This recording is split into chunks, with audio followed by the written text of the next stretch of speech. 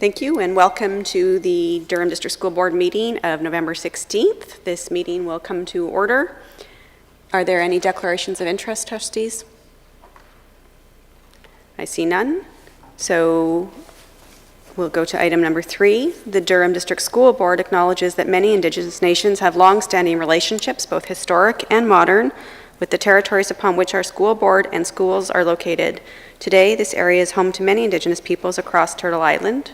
We acknowledge that the Durham region forms a part of the traditional and treaty territory of the Mississaugas of Scugog Island First Nation, the Mississauga peoples, and the treaty territory of the Chippewas of Georgina Island First Nation.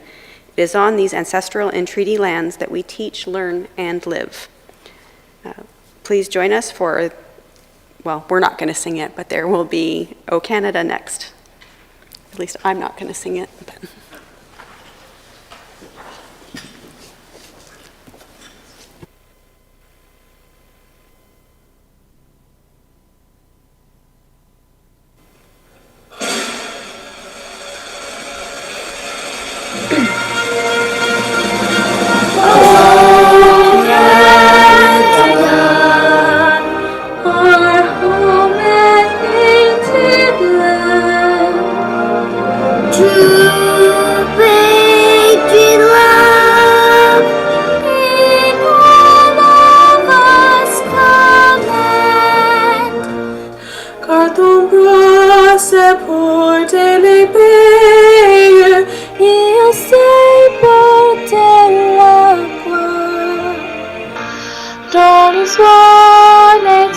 Épopée des plus brillantes exploits. God keep our land. Glorious and free. Oh, Canada, we stand on guard for thee.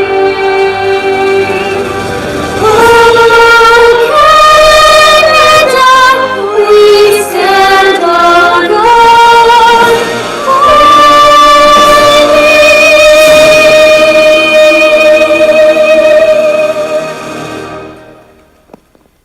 thee.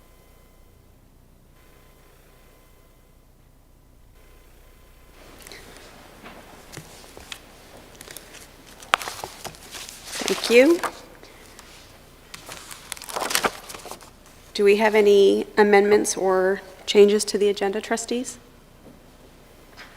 I see none, so can I have a motion to approve the agenda as distributed? Trustee Barnes and Trustee Edwards, all in favor? That's carried, thank you. There are several sets of minutes. We're at 5A, B, C, and D. Minutes of regular board meeting of September 21st, draft minutes of the regular board meeting of October 19th, and the special board meeting of October 20th, and special board meeting of November 2nd, 2020. Can I ask if there are any amendments to those minutes? Seeing none, can we adopt those minutes as provided? We do have 2 questions for community. Oh no, that's public question period, my apologies. So we're going to actually move to item number 7, ministry memorandums, information update with Director Nora Marsh, please. Thank you, through you, Chair Lundquist. 2 memos of note for trustee interest. The first was released November 4th, and that was in relation to a draft PPM on teacher and hiring practices that the ministry released at that time. We have a full report coming out on the analysis staff has done in terms of the impact of that draft PPM on current policy and procedures. So I'll leave further detail to Superintendent Mundy, who will be bringing that forward later. The second one is on November 6th, amendments to Regulation 463-97 in terms of allowing for virtual meetings to be reintroduced should they be needed, and that would come into effect immediately and would be extended until November 2021 under ministry regulation. Happy to take any questions, Chair. Thank you. I see none, so thank you for that. That brings us to item 8 on the agenda, public question period. There are 2 questions tonight, both from Dylan Reynolds. The first, is there a possibility of an extension of the winter break? And the second, will there be extracurricular activities in schools? I will go to Director Marsh for that. Thank you. I'll respond to the first question and then turn the second one over to Acting Associate Director Markowski. So in terms of will there be an extension to the winter break, my understanding is that there has been some conversation at the Ministry of Education in terms of that potential. It is the Minister of Education's decision in terms of the school year calendar. Our understanding is that the conversations have been very preliminary in the notion of doing a compulsory week of virtual learning following the winter break, but it is just conversation. There is no decision that has been made. We have identified to the Ministry of Education that compulsory virtual learning would present challenges for us given the shortage of technology distribution provincially and indeed worldwide in terms of access to technology. And secondly, that if schools are not open, we recognize that our staff with young children or children with developmental needs that require supervision it presents a challenge in terms of doing the 220 minutes per day of synchronous learning. So we don't have any further information about that, but we know that the Minister of Education is having conversations in terms of that potential. And I'll turn it over to Acting Associate Director Markowski next. Thank you, Director Marsh, and through you, Chair Lundquist. So information regarding extracurricular activities is located within our Reopening Schools Academic Guiding Principles. It's in Section 12 there, and our stance currently, which has been informed through consultation with Durham Region Health Department, is that no extracurricular or inter-school activities will be running until we have stronger confidence that they will not pose a risk to students, especially considering the need for cohorts to be mixing during extracurricular activities. When a decision is made to relax guidelines and extracurricular activities may proceed, a communication will go out to all staff outlining guidelines for physical distancing and other requirements at that time. Thank you. Thank you.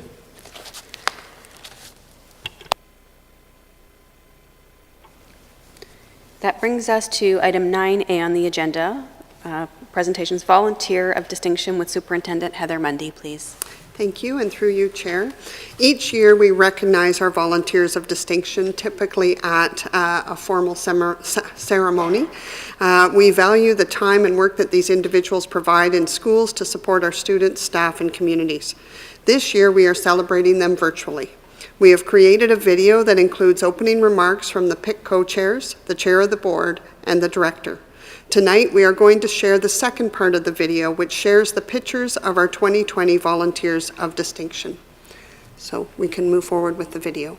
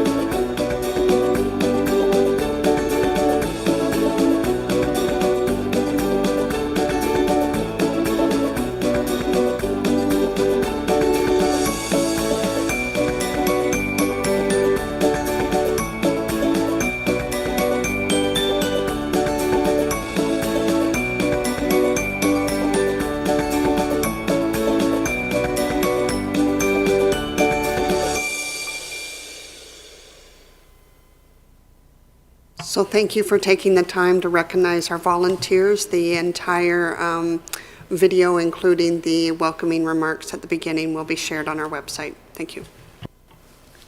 Thank you. I don't see comments, so I would just like to say that although it's not the way we would in the usual circumstances express our great appreciation for the invaluable contribution of all of these volunteers who go that extra mile every day. And they really are an incredible resource to DDSB students and staff, but our thanks are entirely sincere, and we thank all of them for the contribution they have made. That will take us to the next item on the agenda, item 9B, Treaties Recognition Week, and we will go to Superintendent Mohammed Hamid and Acting Superintendent Aaron Elmhurst.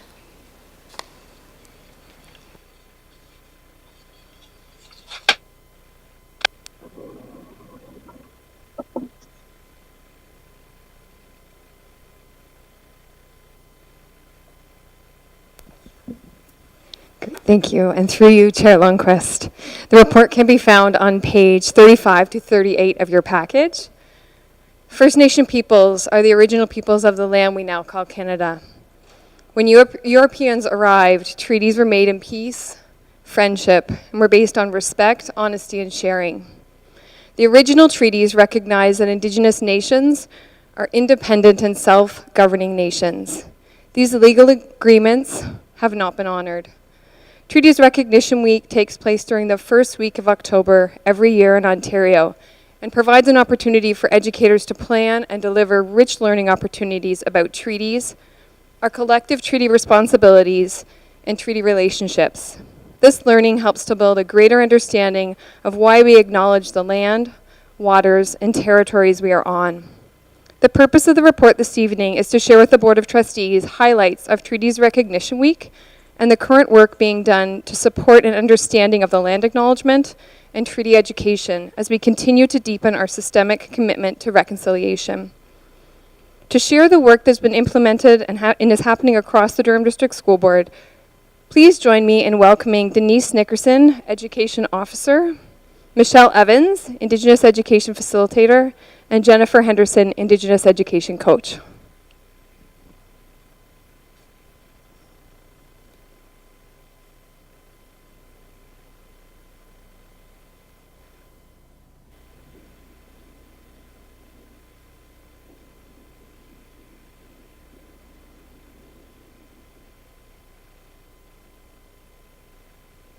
Thank you so much for having us today.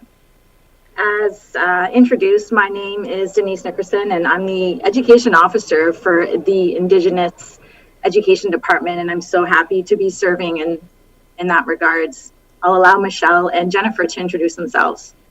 Bonjour, Nangwaganong Indigenous Cause, Nagikto Dem, Anishinaabe Métis and Dao. I'm Michelle Evans, and I currently hold the role of Indigenous Education Coach, lead. Anin Bojo, Jennifer Henderson, Indigenous Cause, Anishinaabe Kwe, Minwa, Jaganash Kwe, and Dao. Greetings, everyone. I'm Jen, and I currently am in the role of Indigenous Education Coach. Miigwech. So the purpose of our presentation today is to give a summary of how students and educators are engaging in embedding the land acknowledgement into their classrooms. We will speak to the operational goals of the Durham District School Board for Indigenous Education, share the protocols related to the delivery of the land acknowledgement. And since this procedure was introduced during Treaties Recognition Week, we are also pleased to highlight some of the educator and student voice activities that were started during the first week of November. We are inspired with hope that this work will continue throughout the school year and will develop critical thinkers in the area of building allyship for Indigenous nations. The operational goals for 2020-2021 school year focus on two key messages: our systemic commitments to reconciliation, decolonization, and anti-Indigenous racism.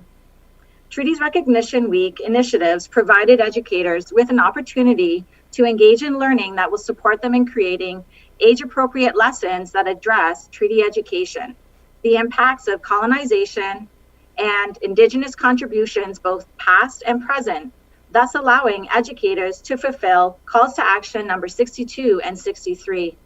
Here you see two documents that support and assist us in making personal connections to the land acknowledgement. The Truth and Reconciliation Commission of Canada, the TRC, and the United Nations Declaration on the Rights of Indigenous Peoples, which we call UNDRIP. Through the timely placement of launching and supporting the land acknowledgement procedure during Treaties Recognition Week, the Indigenous Department has supported personal connections for non-Indigenous peoples and how they benefit from living and working on the treaty lands of the Mississaugas of Scugog Island and the Chippewas of Georgina Island. Indigenous and non-Indigenous students within the DDSB engage in rich learning experiences that strengthen their understanding of Canada's ongoing genocide and colonization. The opening and closing exercises procedure were also updated, and delivery protocols were outlined, such as reading the land acknowledgement daily prior to O Canada. The department shared extensive resources to guide educators as they engage their school community in learning about treaties and the land acknowledgement.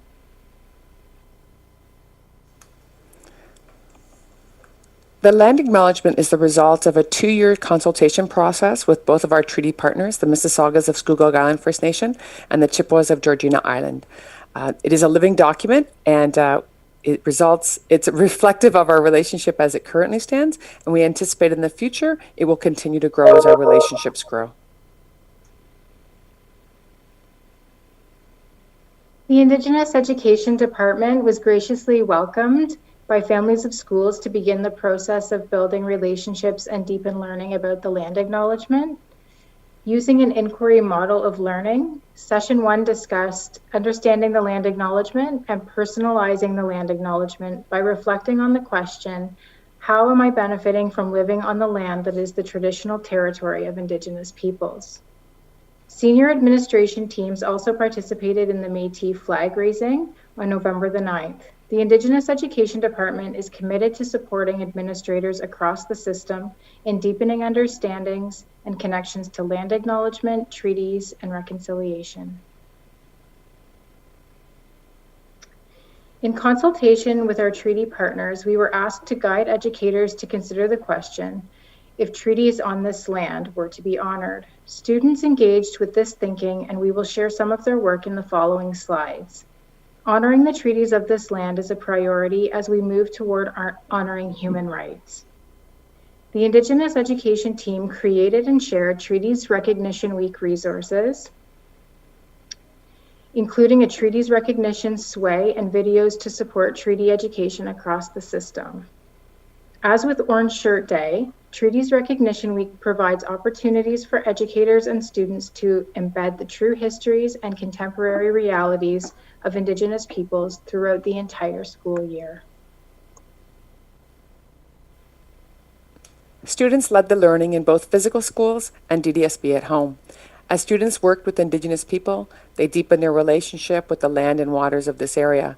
Indigenous voices were privileged as students built their action and advocacy plans to honor treaties. We have a short clip to share with you with some student voice from DDSB at home.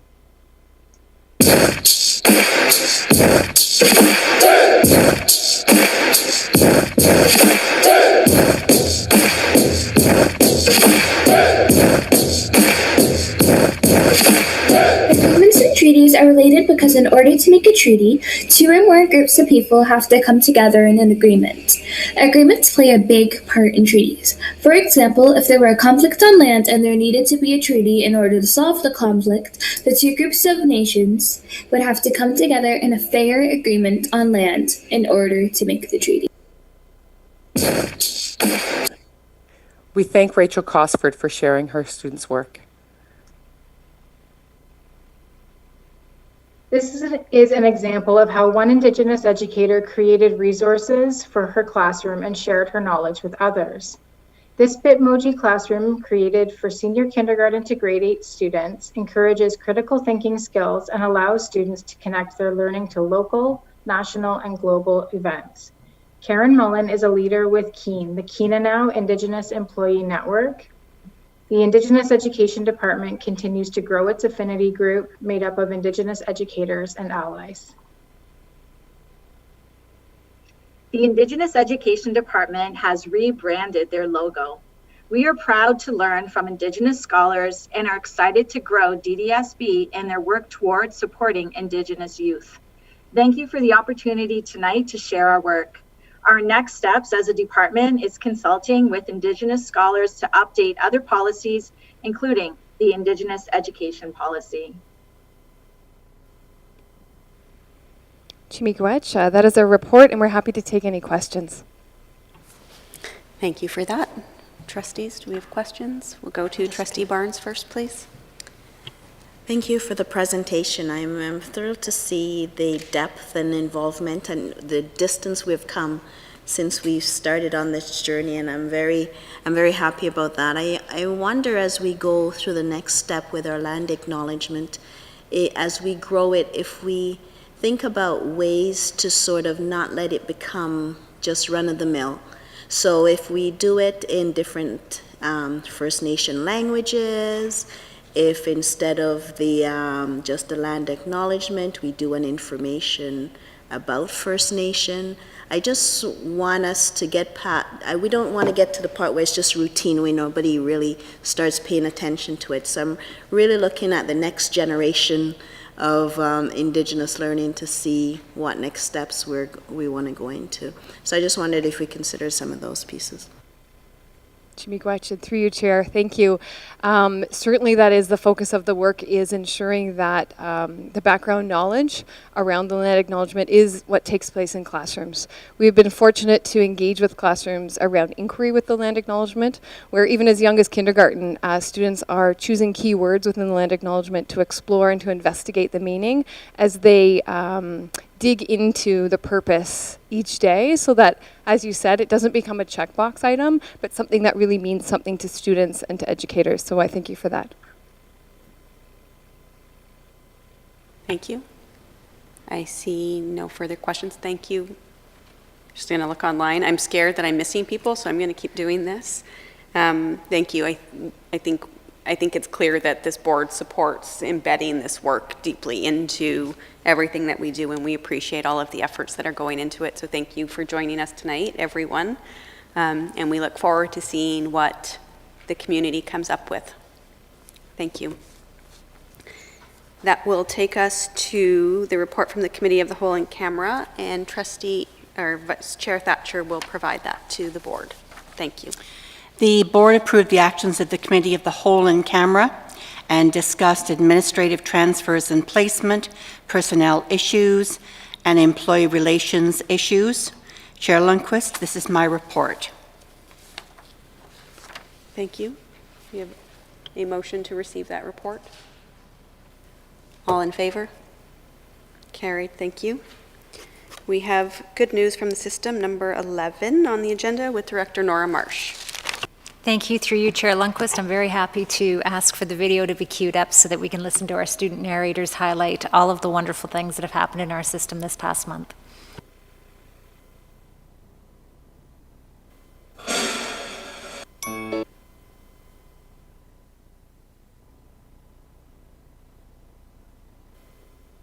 Good evening, trustees.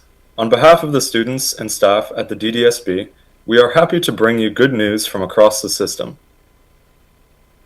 Over the past few months, secondary schools have been hosting virtual and drive-through commencement ceremonies for the 2020 graduates. With health and safety in mind, staff and administration at secondary schools made sure each student received the full graduation experience. Congrats to all of the 2020 graduates. 50 Second World War model planes were recently donated to Brock High School to help teach us about history. The model planes are exact replicas of ones flown during the war. They were donated by local community member and parent Peter Dauncey to help students like us recognize enormous sacrifices made by Canadians and veterans from the township of Brock. Parents and guardians enjoyed a webinar focused on school community councils, communication and collaboration, and helpful tips for managing stress. The Parent Involvement Committee plans to host more webinars like this throughout the school year, so parents, stay tuned. The Indigenous Education and Equity Departments helped schools and students understand Treaty Recognition Week from November 2nd to 6th. We acknowledged Louis Riel Day on November 16th with the raising of the Métis flag. The events are helping to introduce and honor the importance of treaties, treaty rights, and relationships. The Pickering High School community banded together to host a Spooky Hungry for Halloween food drive. Donations went to the Salvation Army House of Hope Food Bank in Ajax. The community showed up, and the drive collected 4,500 food items, $2,700 in cash, and $540 in gift cards. Emmanuel Rogerson, a student at Sinclair Secondary School, was inspired to research the Canadian Hearing Society after meeting a deaf customer at his workplace. Emmanuel was awarded a $1,250 Youth Philanthropy Initiative grant that will go to the Canadian Hearing Society. Great work, Emmanuel. On November 11th, DDSB schools and staff at the Education Center took time to acknowledge and remember those who served and are serving our country. Students from Sinclair Secondary School's history, civics, and law classes received a special visit from the Ontario Regimental Museum. Students were excited to see 2 historical light armored military vehicles from their collection for the school's Remembrance Week activities. Dunbarton High School has won the School Spirit Award for the Ontario Student Leadership Conference. Dunbarton's awesome students participated in the virtual Canada-wide Student Leadership Conference and came out on top. Congratulations to our fellow students and to teachers Christina and Jonathan Demaray for organizing this amazing opportunity. The Province of Ontario has announced that DDSB will receive $14.3 million to build a brand new school in North Oshawa. The school will have 536 new elementary students, 73 newly licensed childcare spaces, and 4 childcare rooms. Bullying Prevention and Awareness Week runs from November 15th to 21st. The Safe Schools Department has developed a guide for schools to run their own engaging and inclusive forums. The forums will focus on difficult issues related to bullying and speaking up for yourself and your peers through discussion, games, and activities. In preparation for Bullying Prevention and Awareness Week, Grade 8 students at West Creek Public School designed impressive and meaningful graffiti artwork outside on the school wall. The artwork illustrates their knowledge of anti-Black racism and bullying awareness that students have been learning about. As students, we are excited to be part of DDSB's Ignite Learning Culture and celebrating the excellence of the system. As you can see, the dates of significance take us to the end of December.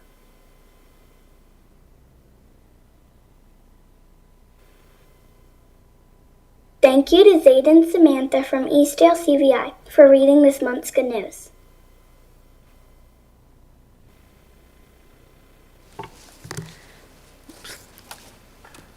Thank you for that. We're going to move to item 12 on the agenda, recommended actions. 12A, the report from the Standing Committee meeting of November 2nd, 2020, and we'll go to Trustee Christine Thatcher for that, please. The minutes for the Standing Committee meeting of November 2nd can be found on pages 39 to 50. Chair, I move that the Standing Committee minutes of November 2nd be received. Okay. So we have the minutes. They include 4 motions. Are we going to do those? Beginning at I believe page... there are 5 motions. Sorry, 1, 2, oh, yeah, there's 4 in here, and then there's the 5th. So, The would you like to first introduce motion this? put forward by Trustee Chris Brainy, that staff pursue the avenue of termination through a report to the Minister of Education regarding the termination of an educator through Section 263 of the Education Act. Okay. So that motion was before us. It comes to the board tonight. So we have a motion on the floor. Any discussion on the motion? Sorry. Oh, I assume that, yes, we do need a seconder, sorry. It's not from committee anymore, my apologies. So we have Trustee Barrett as the seconder on that. Any discussion on that motion? Okay, all in favor? That motion passes. And Trustee Michael Barrett put forward the following motion, that the board establish an appointment committee with the authority vested under Bylaw 8 to make a decision. Okay, do we have a seconder on that motion? We'll go to Trustee Forbes. Discussion on the motion? Okay, I see none. All in favor? Oops. Okay, that motion's carried as well. Sorry, go ahead, Trustee Barrett. Yeah, just one comment. As we had discussed earlier, Chair Lundquist, we were going to hold that first meeting tomorrow at 5:30. So I just wanted to, because I know that Trustee Thatcher had raised that as well. So She did, as did you, and I know that you graciously confirmed with Secretary Cox that she had confirmation from the majority of trustees that it would proceed tomorrow.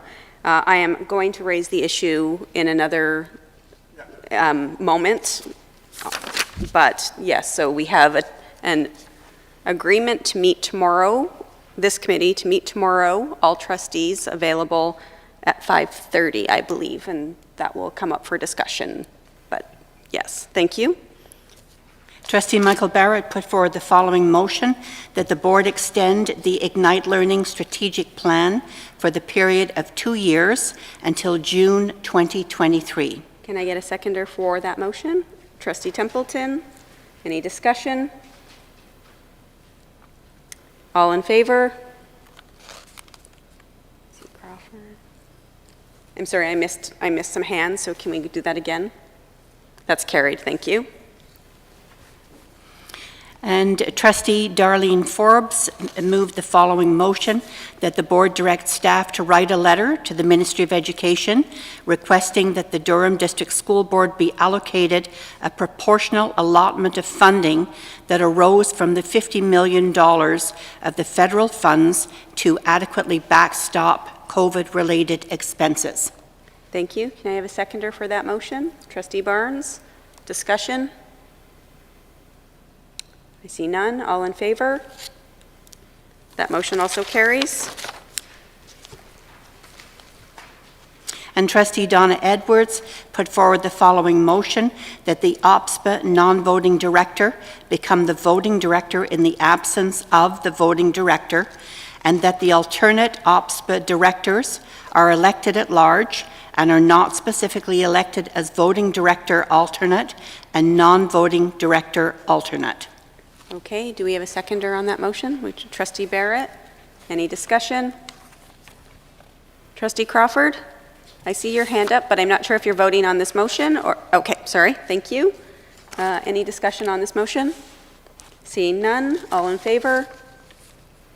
That motion is also carried. And so we just need to have a motion to accept the report of the Standing Committee, please. I assume that Trustee Thatcher will move that. Second? Yes. Happy to move that. Trustee Forbes, all in favor? Thank you. Thank you, Trustee Thatcher. That brings us to item 12B, the report from SEAC meeting of September 17th with Trustee Edwards, please. The report from the SEAC meeting of September 17th can be found on pages 51 to 66, and I move the motion to approve that report. Do we have any discussion on that? Oh, I guess we need a second. Trustee Barnes, any discussion? Seeing none, all in favor? That's carried, thank you. That brings us to item 12C, Clara Hughes Public School Enrollment Update. We will go to Associate Director David Wright for that, please. Thank you, Madam Chair. It's my pleasure to welcome and introduce Christine Nanscoville, Chief Facilities Officer, to present this report to you this evening. Thank you. Welcome, Christine. Thank you. Thank you. And through you, Chair, the report can be found starting on page 67 of your package.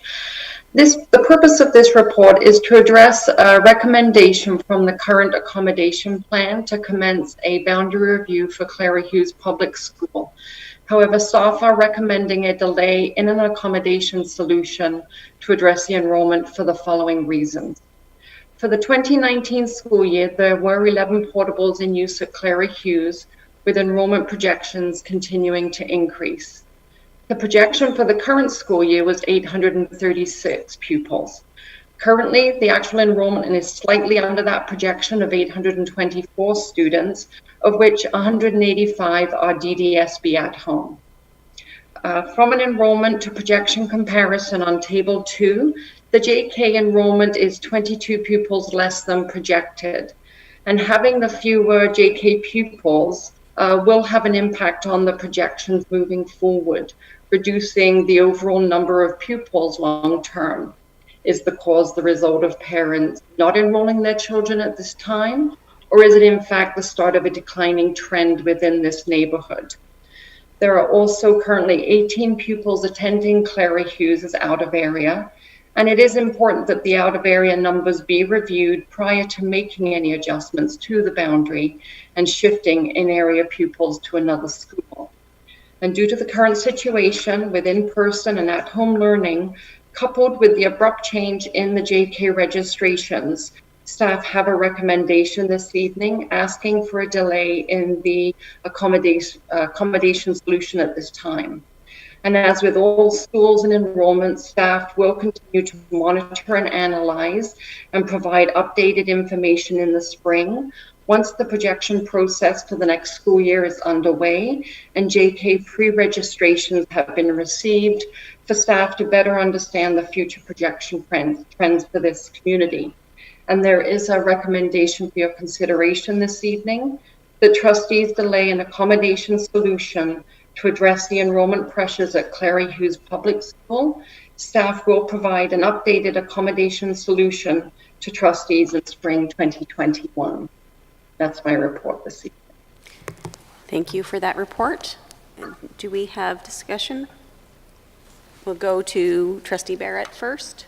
Yes, there is, Madam Chair, a recommendation. I would move that recommendation found on the page of 69, that the trustees delay an accommodation solution to address the enrollment pressures at Clary Hughes and wait for the updated accommodation solution. I'll make that motion, and then I talk to it once there's a seconder. Do we have a seconder? We'll go Trustee Forbes. So please feel free to go. Okay, thank you. I just want to thank you, Christine Nanskaville, for bringing this forward. And I know that probably Trustee Forbes and I are probably going to echo the same sentiments. But certainly I learned a long time ago to be able to make sure that what we have is the difference between a noise and a signal. We don't know if this declining enrollment is noise or it's a signal. However, before we go through the disruption, and I was around when we put the three schools together and the disruption that caused with the shuttering of Ritson and Harmony and rebuilding, that I think it is important to understand whether or not this is a signal of enrollment waves coming forward, or whether or not this is indeed just a blip caused by COVID, etc. So I think it's before we put the community through a potential disruptive accommodation plan, that we should wait to be able to understand whether or not this indeed is a signal of future trends. So I do support the recommendation. Thank you. Trustee Forbes, did you want to speak to that? No, I think everything is captured. Thank you. Any other trustees? Okay, so the motion is to delay the accommodation solution to address the enrollment pressures of Clara Hughes Public School, and that staff will provide an updated accommodation solution to trustees in the spring of 2021. All in favor? That motion carries. Thank you. That brings us to the next item on the agenda, which is item 12D, Eagle Ridge Public School, Town Manners Development, Town of Ajax, and we will go again to Associate Director David Wright for that. Thank you, Madam Chair. And again, I'd like to welcome Chief Facilities Officer Nanskaville to present this report to you. Thank you, and through you, Chair, the report can be found on page 71. And again, this is another report to address a recommendation from the current accommodation plan with regards to commencing a boundary review for Eagle Ridge Public School. Eagle Ridge Public School is currently a holding school for developments north of Roslyn Road, and these development areas fell within the original Eagle Ridge Public School boundary from the opening of the school. One of the developments, referred to as Town Manors and shown on Appendix A of the report, was previously within Eagle Ridge Public School boundary. But due to accommodation pressures, all future developments on that east side of Church Street, including Town Manor, were directed to Alexander Graham Bell Public School as of June 1st of 2019. And in keeping with past practice, areas of new development are designated to schools prior to the generation of any pupils. And in this case, in the boundary for A.G. Bell was adjusted to take in this area east of Church Street and north of Roslyn Road. The accommodation plan recommendation was to relocate all pupils from Town Manor development to A.G. Bell via a formal boundary process to provide some accommodation relief to Eagle Ridge Public School. However, there's only currently 11 students attending Eagle Ridge Public School and 12 attending Alexander Graham Bell from Town Manors. So therefore, the recommendation this evening is that we allow the students currently attending Eagle Ridge from the Town Manors to remain there. So the recommendation for your consideration this evening is that the families east of Church Street, including the Town Manors development, who purchased a home prior to June 1st, 2019, continue to attend Eagle Ridge Public School and that there be no boundary adjustment to Eagle Ridge Public School. That's my report at this time.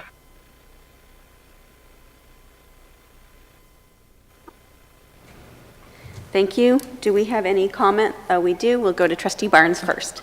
Thank you. I support the motion of not doing a boundary review at this time. I do think that we should keep an eye on Eagle Ridge because we're looking at 150% right out to 2024. So I think that's important to keep that in mind so we don't get rid of that. But the other concern I had is with we mentioned the new Church Street Bridge, which would allow students to walk to school. I would have concerns with that because Roslyn and Church are both pretty busy thoroughfare and they're both being widened. So I would have a concern with students having to walk and having to cross Roslyn or Church. But other than that, I would support the delay of the boundary review. So there's a recommendation, and you'll move the motion. Yeah. So the motion would be, and if this is wrong, please correct me, that the families east of Church Street, including the Town Manors development, who purchased a home prior to June 1st, 2019, will continue to attend Eagle Ridge Public School, and that there be no boundary adjustment to Eagle Ridge Public School at this time. I support that motion. Okay, so that's moved by Trustee Barnes. Do we have a second? Trustee Edwards? Any discussion? I see none. All in favor? That is carried. Thank you.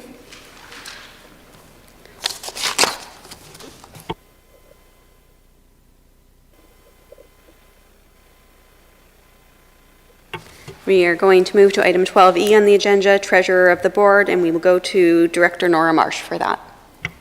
Thank you. The report can be found in your package on page 77. This is to bring forward the confirmation, now that we have a permanent Associate Director of Corporate Affairs, that David Wright will serve as the permanent treasurer for the board, and the recommendation can be found on page 78 for you. Happy to take any questions. Go ahead, Trustee Morton. I don't have a question, but I would be happy to make that motion. Is that the 29... Nope, sorry, I'm on the wrong one. Page 78. That the Board of Trustees appoint David Wright as the Associate Director of Corporate Services as Treasurer of the Board effective November 16th, 2020. Do we have a seconder for that motion? We'll go to Trustee Templeton. Any discussion on that? I see none. All in favor? That's passed unanimously. Congratulations.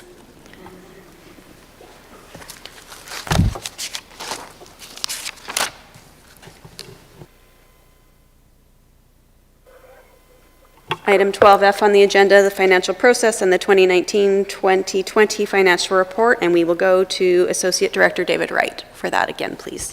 Thank you, Madam Chair. It's my pleasure to welcome and introduce Melissa Durwood, Senior Manager of Finance, to present this report to you this evening. Thank you. Welcome, Melissa. Thank you, and through you, Chair. Tonight's report can be found on pages 79 through 138 of the package. The purpose of this report tonight is to seek approval from the Board of Trustees on the 2019-2020 financial report. Included in Appendix A is the report to the Audit Committee, including the financial statements as audited by KPMG. In Appendix B, you will find the draft minutes from that meeting. This is our report. Thank you. Do we have any discussion or questions, trustees? Sorry, I just need a moment to find the pages that I require.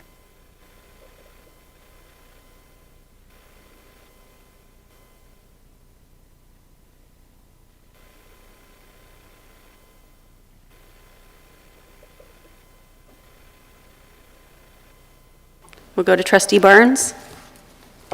I move the motion that the Audit Committee recommend to the Board that the 2019-2020 financial report of the Durham District School Board, including transfers to and from internally restricted funds, be approved as presented. Thank you. Do we have a second on that motion? Trustee Edwards, any discussion?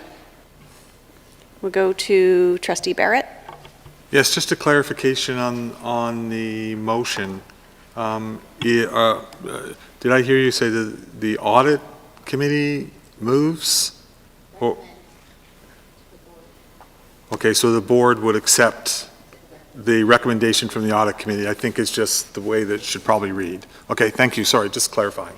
Can you point us to the page that's on, please, Trustee Barnes? Thank you. Okay, any further discussion on that motion? Okay, all in favor? That passes. Thank you.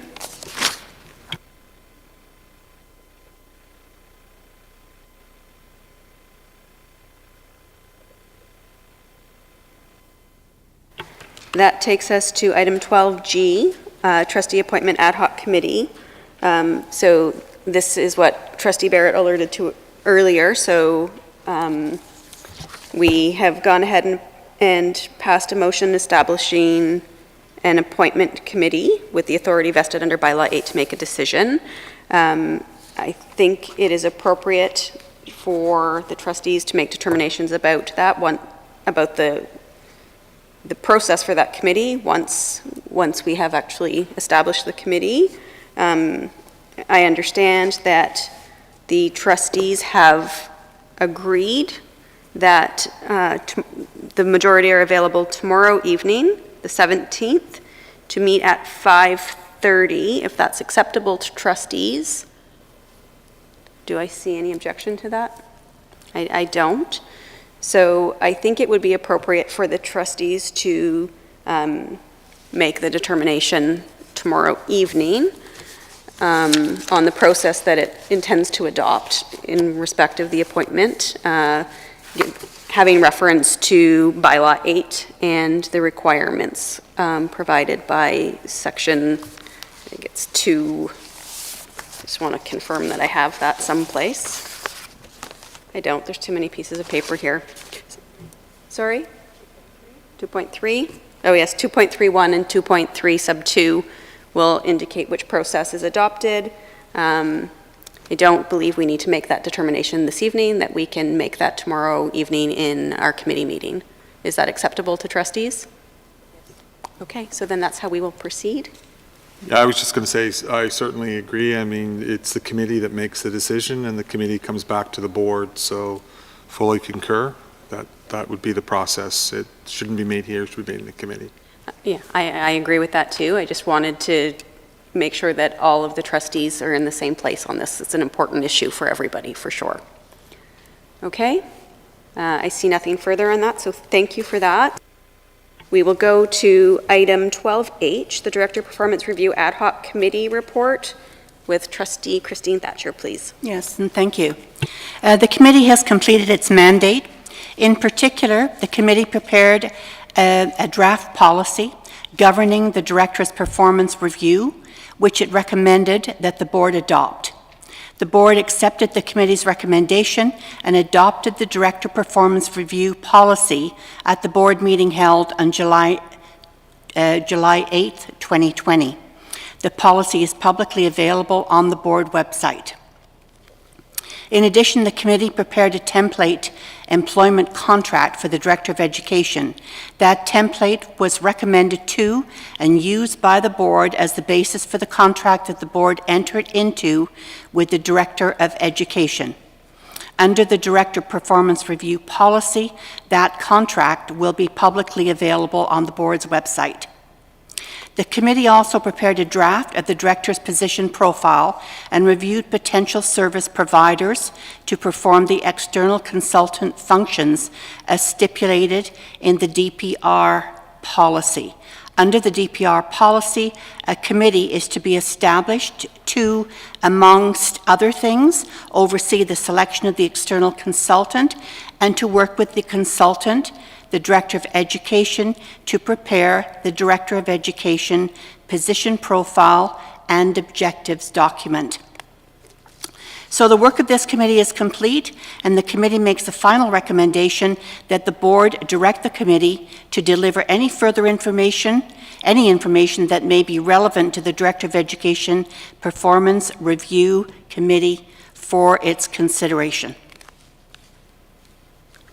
Thank you, Trustee Thatcher. I have in front of me the DDSB policy and the Director of Education Performance Review. Specifically, 4.0 says this Board of Trustees shall establish a Director of Education Performance Review Committee, and it indicates what the terms of reference will be. And that is located at 4.0 sub 1, 2, and 3. All trustees are eligible to sit on the Director of Education Performance Review Committee, and there shall be a minimum of 3 trustees, plus the chair and vice chair. The members of the committee shall be approved by the board annually. My query is, does anyone not wish to sit on this committee?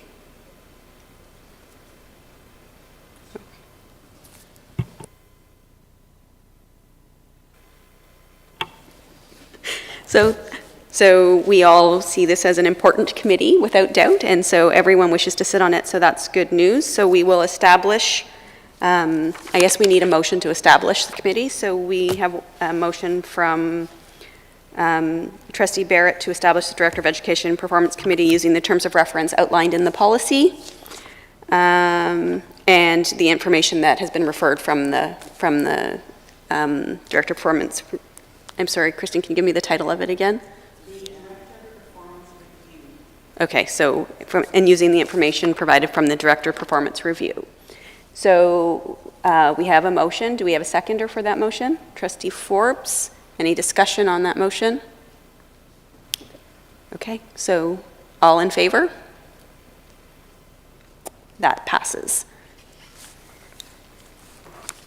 All right, that takes us to item 12I, Notice of Motion, Trustee Accommodation Policy with General Counsel Patrick Cotter, please. Thank you, and through you, Chair. It's our recommendation that the board have a process to consider any accommodation requests from members of the board with respect to their attendance at or participation in board meetings and other duties. It's recommended that the process allow requests to be made and considered in a manner that respects their confidential and sensitive nature. Proposed draft policy is attached at page 140 of the package for your consideration. That's our recommendation, subject to any questions you may have. Thank you. Trustees, do we have any discussion on that? Would someone like to move the motion? Oh, sorry, go ahead. I'm sorry. No, that's okay. You turned your head. So I was going to put forward the motion, and then I'll just speak to it very briefly after seconding. Okay. Seconded. The motion is that the trustee accommodation policy be adopted as outlined in Appendix A? Okay. Do we have a seconder for that motion? Trustee Thatcher. Discussion, we will go to Trustee Barrett first. Yes, and I'll be very quick, Madam Chair. I'm just thinking that this is long in coming with regards to some of the unfortunate circumstances that this board has found itself in. Having lost 3 trustees in my term of office, plus also in the realm of what we're dealing with today in the COVID environment, I think it's very critical that we make sure that we have the same rights and obligations in order to be able to accommodate trustees that may or may not need accommodation of the board. So I applaud this. I welcome this. It's an excellent step forward. Thank you. I actually have a question. So accommodation under the Human Rights Code isn't only about accommodation of disability, it's about accommodation on other grounds, and I'm not sure why that's not included. So for example, if a trustee has to miss a meeting for a religious observance or something like that, and I wonder if those kinds of things should be included in this, because to me, it doesn't make sense to import it into another document. The code requires accommodation on a variety of grounds, and to me, I just feel like that might require some amendment to this. And through you, Madam Chair, I take your point with respect to limiting it to disability. I think that's referenced in the cover note, but I don't think the draft policy is so limited. So I think the policy is broad enough to cover all accommodation requests. Well, I'm going to have to agree because the code is the code and it matters more than our policy, so it's going to be covered anyway. I think it's important to confirm that we all have the same understanding, that the code actually governs, and if it requires accommodation on a different basis, that on an enumerated ground in the code, that we will be respectful of that, just as we would for disability. So with that understanding, I have no concern about it, if the trustees are comfortable with it as is. Go ahead, Trustee Crawford. Yes, thank you. Is this partially speaking to the fact that we have to be physically present at a certain number of meetings? And it says in the legislation that it could be forgiven, if that's the right word, by resolution. Is that what this is covering, or would it cover that? We'll go to, sorry, I almost made you a trustee, my apologies. We'll go to Councillor Cotter. Thank you, and through you, Madam Chair, I think the intent is to cover any issue regarding attendance that could include the minimum attendance requires as set on the Education Act or otherwise. So certainly it would cover any minimum attendance requirements if the accommodation is granted. That's good news. Thank you. And is it only if the accommodation is code-based accommodation? That's what we're talking about, right? It's not just general preference. It is related to code-related concerns. That's correct. For the minimum annual requirements, the requirements to attend 3 meetings in a row, there is specific language in the Education Act that allows the board to waive that requirement without engaging the code. Okay, that's helpful. Thank you. Any further discussion? Seeing none, all in favor? That passes. Thank you.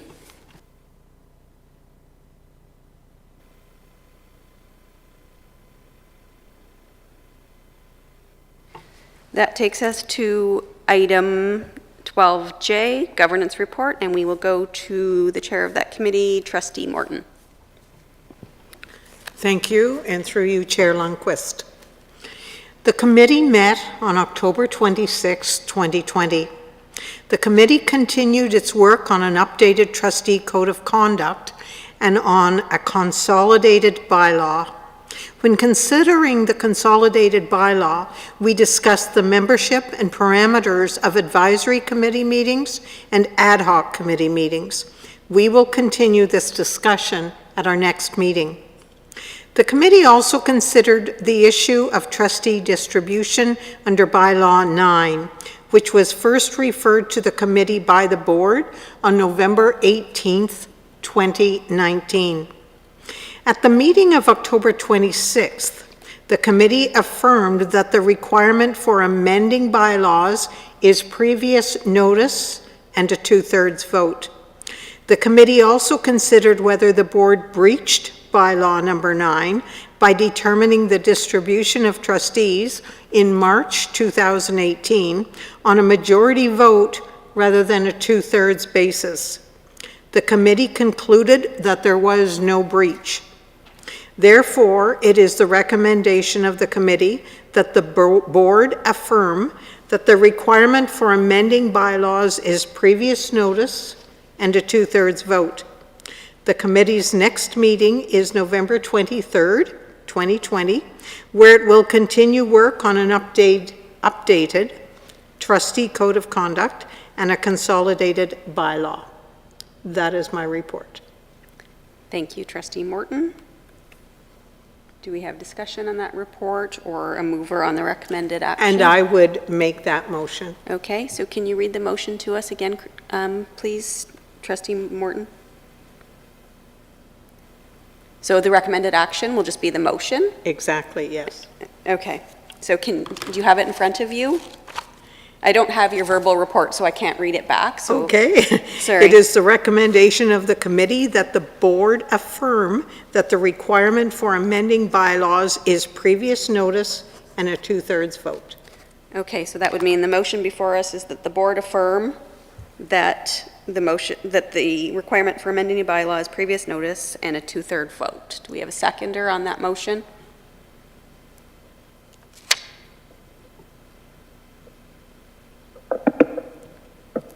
Okay, go ahead, Trustee Crawford. Oh, your hand went down. So I just wanted to add it to that also to affirm the second motion that was dealt with at the committee. Okay, so we're going to go through this one first, one at a time. So I didn't know I thought it was not included. That's why I mentioned it. okay. If you have a concern about a motion that hasn't been addressed, then we'll do that next, but we're going to do the motion that's on the table right now. So the motion is simply affirming that previous notice and a 2/3 vote is required to amend the bylaw. That is my understanding, yes? Okay, do we have a seconder for that? Trustee Forbes, any discussion? Go ahead. Only reason I didn't put my hand up is I don't affirm what we already do. To me, this is just, I don't want to get into it, I don't want to talk about it, but we're affirming. This is not good Robert's Rules of Order. This is not what the board should be doing, affirming. We know that that's the process by which I'm not looking at you as subjecting Council Cotter. So that's the only reason why. So I'm just opposing it on principle. I don't affirm anything, so. Just saying. I understand. The bylaws say what the bylaws say. I understand that. But I also understand that something was sent over to the committee and so that is the motion that is on the table, and we have a mover and a seconder. So I'm going to ask those in favor to please indicate that.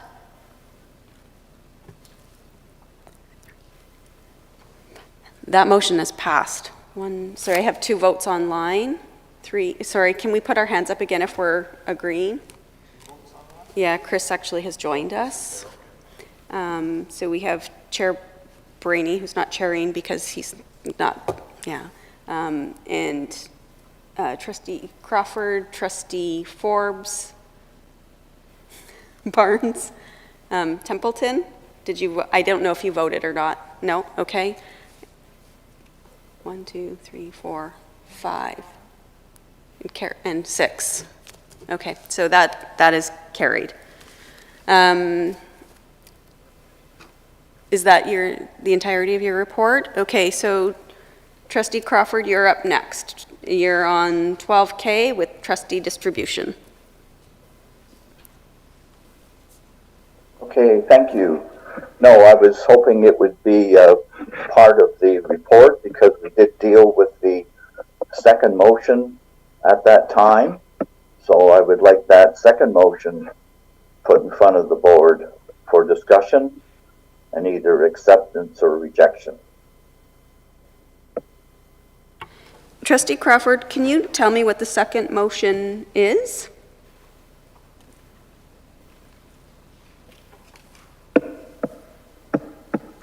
That is all in the paperwork that I suggested, which should be attached to tonight's agenda, and hopefully was part of the materials that the chair of the committee has, Trustee Morton. So my understanding is that the report from the governance committee, which has affirmed the content of the bylaw, has also indicated that the trustees did not in committee didn't find there to be a breach. That's correct. And so in light of that, I'm not clear on what needs to come to this table.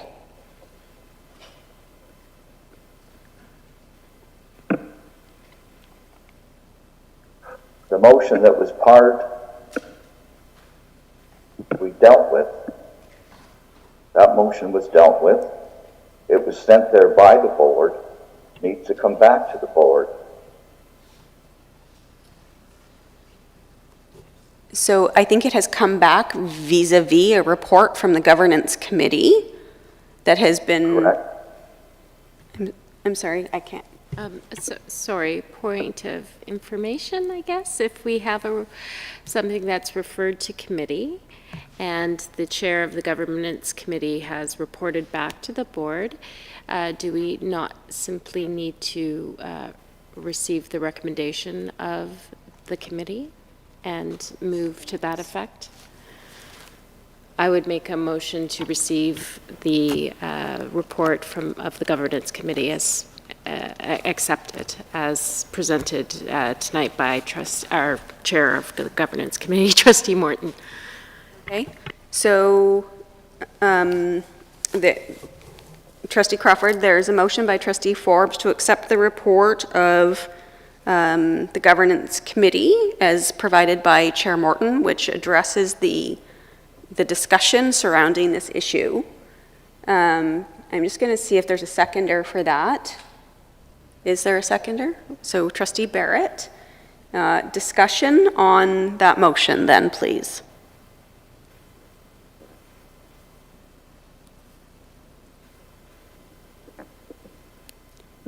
Chair, we're just dealing with the acceptance of the report, right? We are dealing with the acceptance of the report. That is the motion that is on the table. But I am going to indicate that within that report is a discussion of the question that Trustee Crawford is raising. There is a discussion amongst the committee about whether or not there was a breach. As indicated in Trustee Morton's report, the committee determined there was no breach. And my view at this stage is if that is something that this board accepts by accepting Trustee Forbes' motion, then the discussion is ended. So on that basis, I'm going to ask, we're going to go to Trustee Crawford for discussion, and then Yes, Madam Chair, I'm not quite sure what we're trying to do here. I guess we're trying to keep the wording of that motion to become public, and that's not the way we do things. I am certainly not trying to keep any... No, And now the committee reports back to the board, so the wording of that motion should be part of the report and part of a public document. Okay. And then the board should either vote on it or not, because it could be that the board does have the right to change its mind and vote differently. So, Trustee Crawford, I think it's unfair to suggest that there's some nefarious purpose in trying to keep this away from the board. I'm not suggesting anything of the kind. Okay, well, when you say there's an intention to keep it out of the public, that actually suggests that to me, and I don't think that's a fair assessment. So what I'm going to say... Well, it's not a fair assessment. I would appreciate you not interrupting me. Here? Trustee Crawford, let me finish, and then we will move forward. I'm going to go to Councillor Cotter in a minute, but I just want to observe the following. My understanding from the discussion we had with the parliamentary expert the other day is that we do not need to do it in this way, that if the motion is addressed within the report and we accept the report, there's no intention of hiding a single thing. Trustee Morton was very clear that there was a discussion about the process surrounding the adoption of a change to the trustee complement and the distribution of it, that there was a determination by all of the trustees present. I'm not suggesting it was a unanimous decision, but there was a decision that there was no breach of the bylaws and that there was no ongoing breach as a result. So that was the discussion in committee. That is what is referenced in Trustee Morton's report. I can see absolutely no reason why we can't determine if we're accepting that report or not, and there is a motion on the table for that. So go ahead, Trustee Barrett, and then I'd like to go to Councillor Cotter. Yeah, and I'm sorry, I don't mean to jump in front of council, but the one thing that I would say that Trustee Crawford is correct on is that there are minutes of that governance meeting which has the motion that was discussed and defeated. Okay. The minutes should be presented to this board for acceptance, similar to SEAC. And so if that's what Trustee Crawford is speaking of, so that the motion does not get lost in history, then I would agree with Trustee Crawford. We should have the formal minutes, which I believe were circulated. They should be presented to the board. Okay. And then received. But otherwise, everything you said earlier, I agree with. It's just that he is correct that the minutes should come forward so they become part of the public record. Okay, and we have those minutes? Clearly minutes were taken. Correct, so, they were distributed, yeah. Okay. So let's go to Councillor Cotter, and we'll revisit this in a minute. Trustee Crawford. Thank you, and through you, Madam Chair, certainly the intention is to bring those minutes back to board. Obviously, they're just waiting approval and finalization of the draft minutes. I think in determining what the committee reports back on, it's important to note what the initial referral was. And there was no motion on the table at that time that there was a breach. Had there been a motion on the table at that time that there was a breach and that narrow issue referred to committee, then if it comes back, Trustee Crawford's correct, then that would have to be adjudicated and voted on. The referral to committee was that the issue of trustee determination and distribution be referred to committee, the general issue. So there was no motion on the table that there was a breach. So I think I just wanted to provide some context as to the initial referral to committee. That's important context. Trustee Crawford? Yes, that's what was referred to committee, and how it was dealt with in committee should be coming forward even in tonight's report. But I think I would be satisfied that it ends up in public by the minutes and by the motions that were dealt with. Okay, And so that's all I'm asking, and I don't know why it isn't here now. I didn't hear The that, only I'm sorry. piece that, if I could, Madam Chair, through you, is that Trustee Crawford, like SEAC, like any other committee, the minutes of that meeting have to go back to the committee for approval before they come back to the board. So that process will take place. It's just that the governance committee, which I believe there's another meeting scheduled next week, the minutes would be approved, and then the minutes would come forward, and I believe that that we kind of put a package around this piece so that it does come back, and that public discussion and that public, that motion becomes public as per which I think you're asking for, Trustee Crawford. So we're just one step ahead of ourselves, but the minutes will form that permanent record. Right, but I don't think procedurally we're doing anything improper, even though we are one step ahead of ourselves, that's going to come, and that is not an inappropriate process or procedure. Are we in agreement with that, Trustee Crawford? No. Okay. It's very simple. We dealt with a motion at committee, and we handled the motions at committee, and those motions should end up at board. And they will, in the minutes. In the form of the minutes, but the minutes don't necessarily reflect the motions that we dealt with. Well, so we have been And they advised. should be here tonight. Anyway, let's not argue too much about it. It's going to end up in the public, and that's what I care about. The main thing I wanted to say about this is what we might have learned from it, and that things shouldn't be sent into a committee and left there for months. Committees should be reporting monthly, or at least be shown on the agenda. I think we're getting off someone can bring topic, them up. so this is not a general complaint session about committees. I take your point, though, and I agree 100% that committees should report monthly. That being said, we have a motion on the table. The motion is to approve the, I don't even know what the motion is at this stage, my goodness. The motion is from Trustee Forbes to receive the report. The report as presented by by the chair of the governance committee, ad hoc governance committee. And we had a second on that, so we're going to vote on that at this stage. All in favor? Okay, so that is adopted. Thank you, and thank you for that. And we will address the next piece when those minutes come up, no doubt. Okay, thank you. Thank you, Trustee Crawford. Thank you. That will take us to item 13 on the agenda, information items, PPM on teacher hiring practices, and we will go to Acting Associate Director Jim Markowski and Superintendent Heather Mundy, please. Thank you. Through you, Chair. This report is provided for information. On October 15th, 2020, the Ministry of Education announced that it would revoke Regulation 274 effective October 29th, and an interim policy has been provided by the Ministry. On November 4th, the Ministry released the draft PPM, School Board Teacher Hiring Practices, which can be found in Appendix A. The Ministry is receiving feedback until November 20th, and boards must begin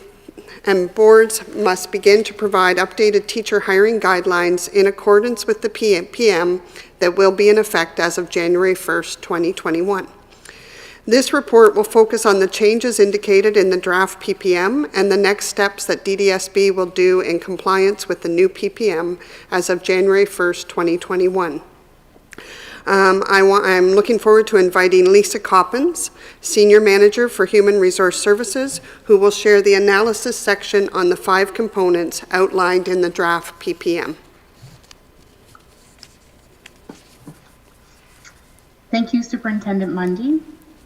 And through you, Chair.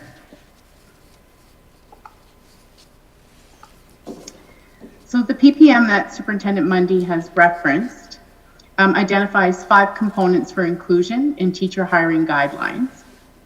It also acknowledges that it's critical to have a well-prepared, diverse, qualified teacher workforce with knowledge, skills, and attributes needed to ensure students reach their full potential.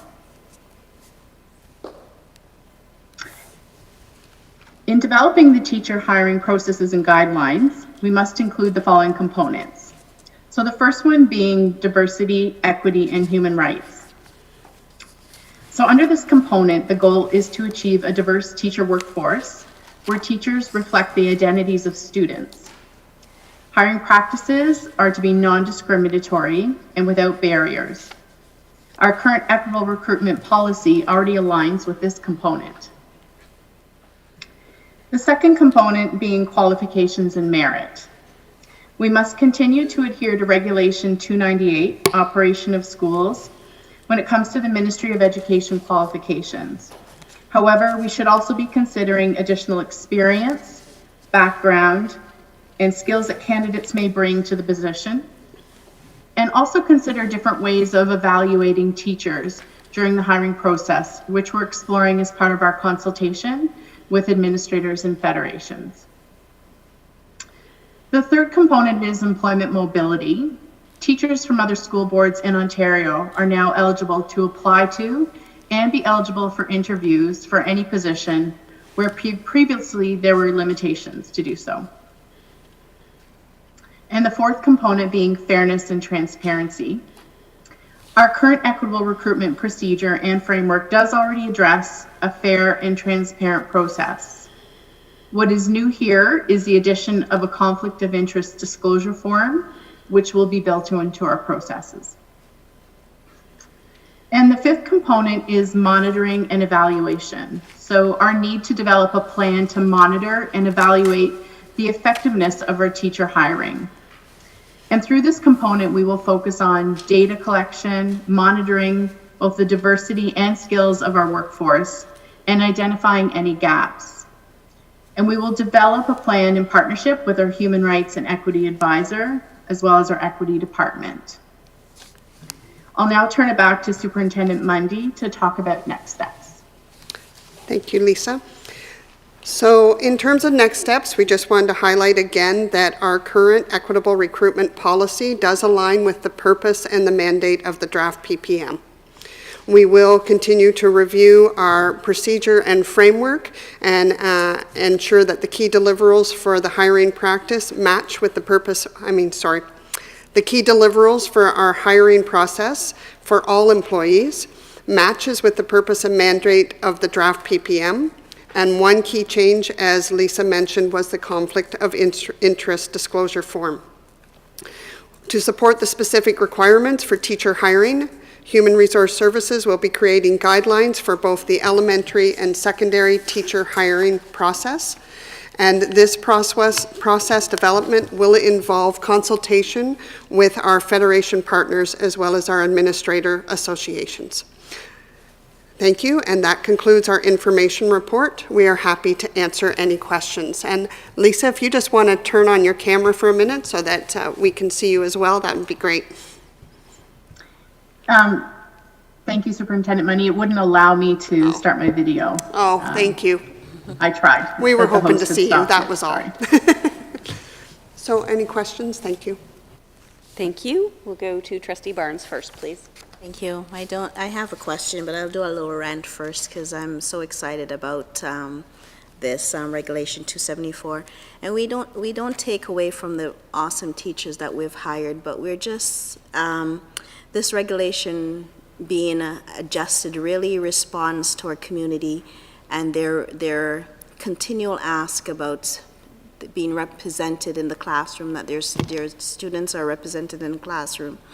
The ability to hire diverse teachers into our system. And I'm really happy that we are already starting to put in place the steps that will support this. The one questions that I do have is the PPM spoke about a centralized tracking system on page 151, and I just wondered if we are going to be doing that where our HR centrally selects our candidates and then our principals decide on from the candidates sent forward. So I just wanted to check on that. Thank you. I think at this time, as we work through the consultation process, we'll look more specifically at some of those outlining pieces in the PPM and prepare that as we develop the procedure and the guidelines. If I may add through you, Chair, we're very happy as we work through it to bring back to board the final procedure in terms of the appendices and whatnot, understanding it's still in development process, but that way you'll have the specifics in terms of what the procedure looks like once it's in place. Go ahead, Trustee Thatcher. Yes, I just had a question around the involvement of, there's only just two groups. Well, you said administrators, I believe. Who would be involved in the in putting into this policy? Thank you. Lisa, do you want to speak to the consultation plans? Sure, and through you, Chair. So our consultation would involve, with our administrators, we have our Durham Elementary school administrators, as well as our secondary school administrator groups who we'll be having consultation with for their ideas, so representatives of principals across the system.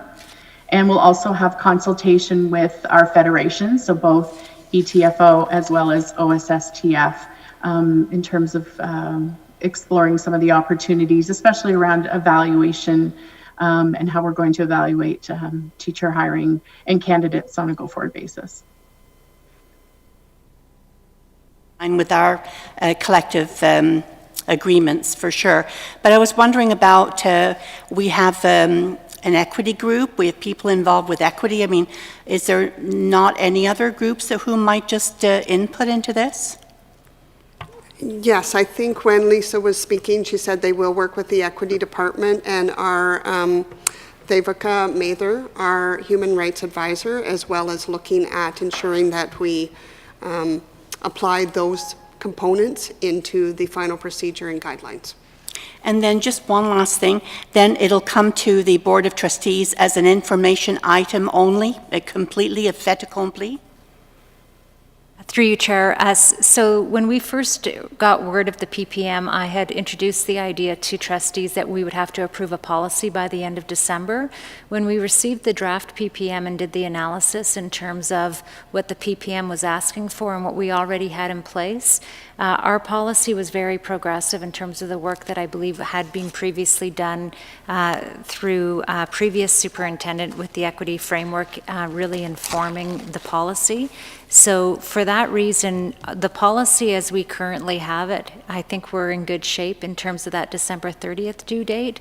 What we will need, though, is to revise some of the procedural pieces, and so we will bring that back for your information.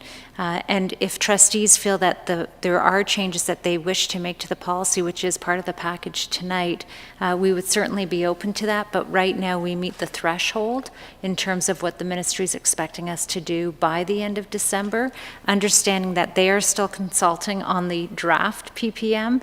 And so it makes it very difficult for boards to approve a policy by December 30th, given they don't have a final PPM for it. So it'll be interesting to see the final product. We did circulate for trustees input as well in terms of providing input into the ministry's consultation on the PPM, which I believe is due tomorrow for us to then finalize. So happy to include that. But if trustees wish to make changes to the policy, we could bring that back, but it would not necessarily have to be before the December 30th due date, given that we believe that we currently meet the mandate in the draft PPM.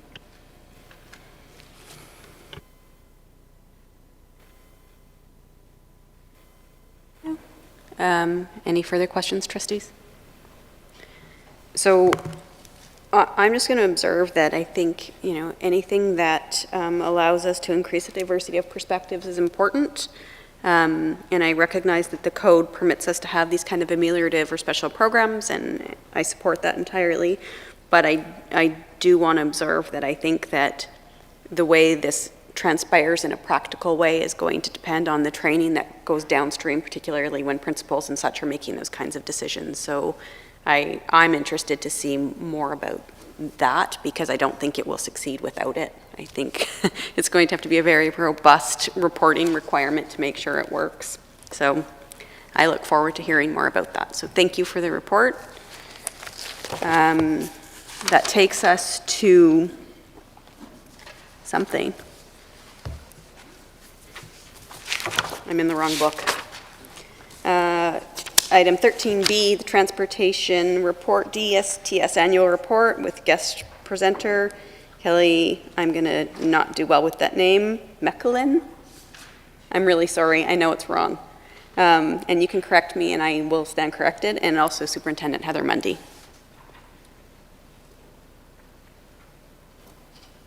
So thank you, and through you, Chair, and I'll allow Kelly Mechulin to provide the report on the DSTS annual report. Thank you. Through you, Chair, the DSTS annual report can be found on page 161 of your agenda. The purpose of this report is to provide information related to the DSTS operations for the school year 2019 to 2020. In the form of the DSTS annual report. The annual report can also be found on the DSTS website, along with former years where we did the annual report. A couple areas to highlight within the report.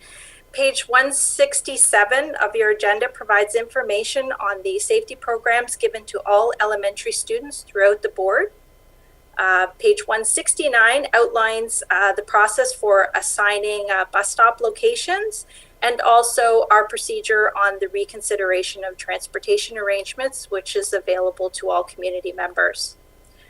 This report is respectfully submitted for trustee information, and I'd be pleased to answer any questions that trustees may have regarding the information provided within the report. Thank you. Do we have discussion? We'll go to Trustee Edwards. Thank you. I have a couple of questions, and then a general comment on the report. Basically, the one question is around the student safety programs that were offered. What did they look like during this time of COVID? Because it's not really clear in the report, just that they were offered. So what did they look like? Could you give me an example of what they looked like? Well, DSTS wants to get those programs done as early as possible within the school year. So the majority were completed before November, a few within December. So they were all completed before we had any true signs of COVID that impacted our system. For this year, though, we've gone completely virtual, and these safety programs can be completely beamed into the classroom to provide the same type of safety training, just in a different format under the current circumstances. And the other thing, under the human rights and as well as accessibility, organizations are required to have a clearly outlined sort of complaint process. And you did mention in the report that your website there had been significant work done. And I went on there specifically before, and when it comes to a complaint process or changing the process, a lot of the documents are in PDF, and they're not even you can't even cut and paste, you can't do anything.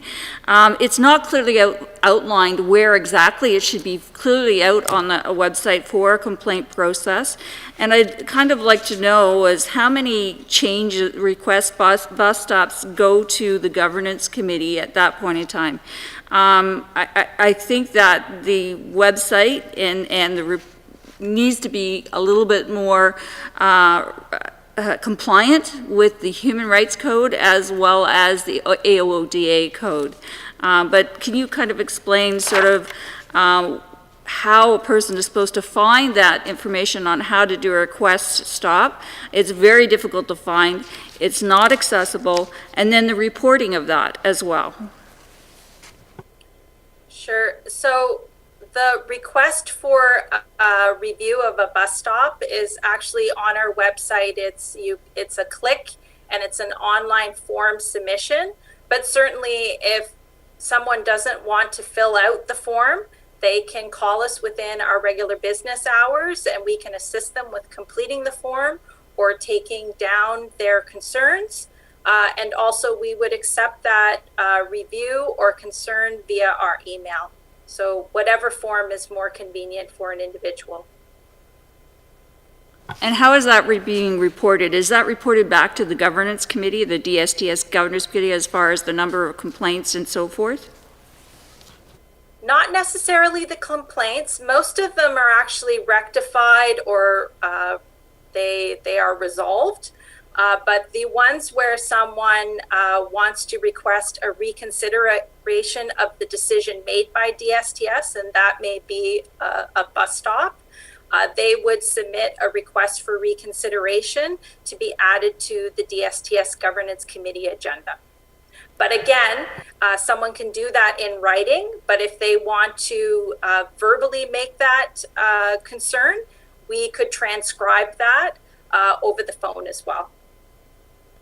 But again, how is a person supposed to find that out when it just says that you have to make it to the governance committee? It doesn't say, other than that, nobody knows what the governance committee is. Like, it's not clearly outlined.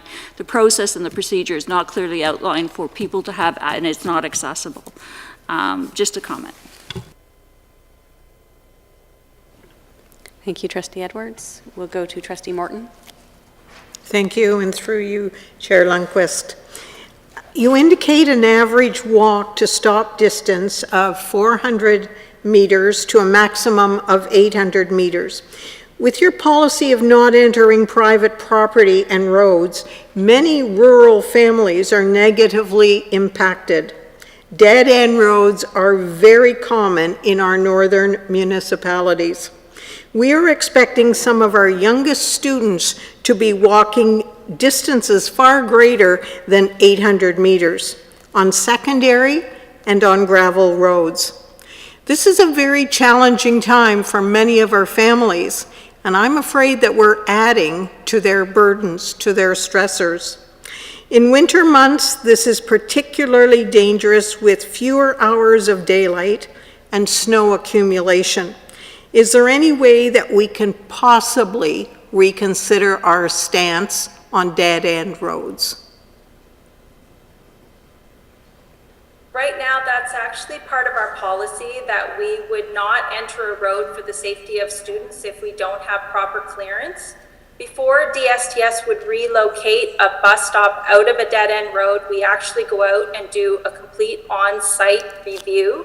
And in many cases, the township is with us when we're doing that review.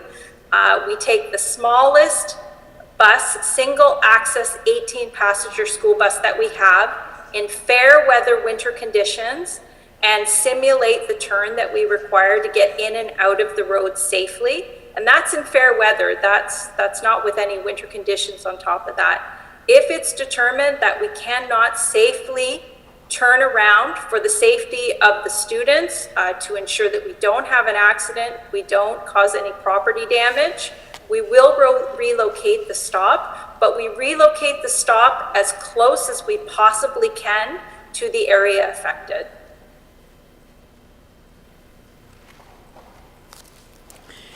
So in other words, there will be no consideration?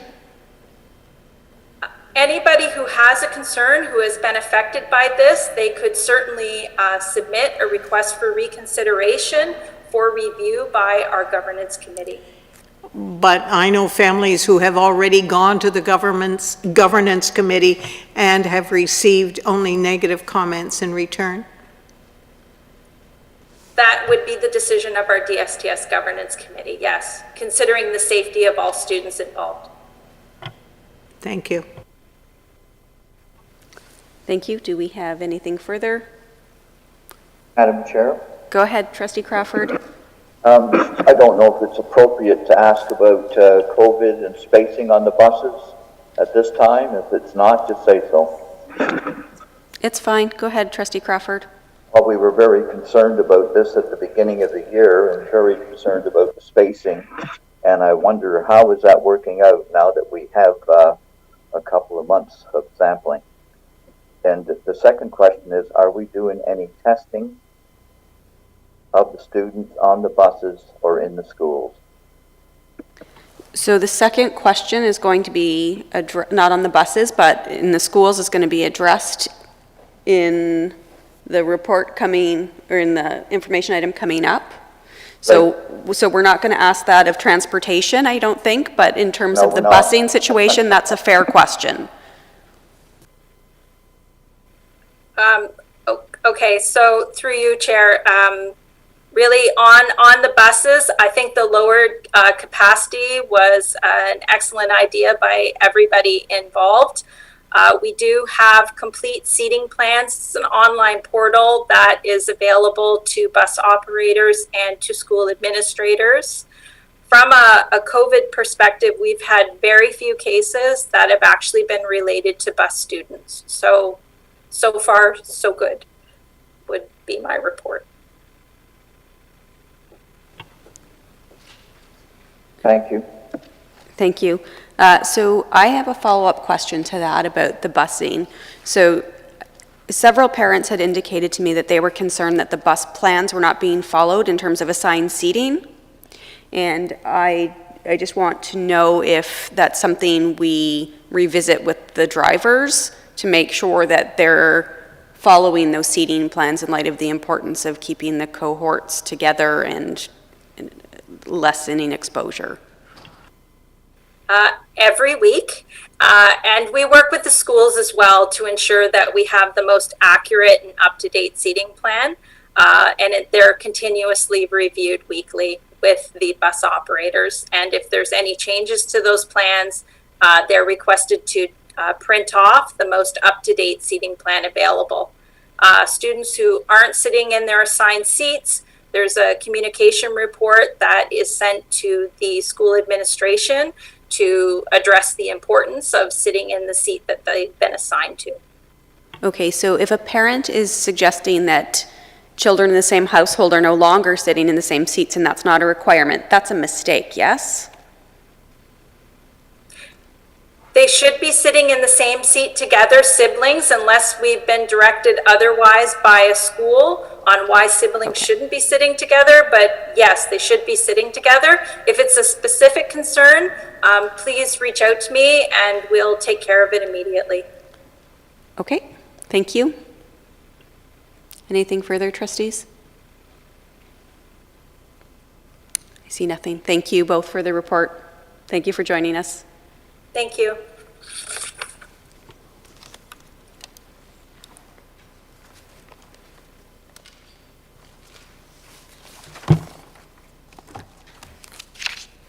That takes us to the other item that you were discussing, Trustee Crawford, COVID testing school protocols, item 13C, and we will go to Acting Associate Director Jim Markowski for that, please.